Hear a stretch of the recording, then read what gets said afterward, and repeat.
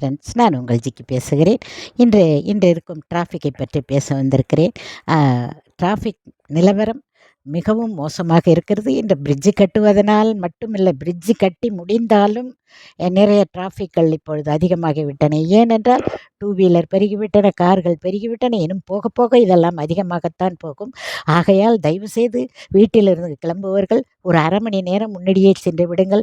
ரோட்டில் போய் அவர்களுடன் சண்டை இவர்களுடன் சண்டை யாரும் போட்டுக்கொண்டு டிராஃபிக் போலீஸ் கிட்ட மாட்டி ஃபைன் கட்டுறது மட்டும் இல்லை, செஷனு அங்கே இங்கே, இதெல்லாம் உங்கள் டைம் வேஸ்ட்டு, உங்கள் வேலைகள் கெடும்.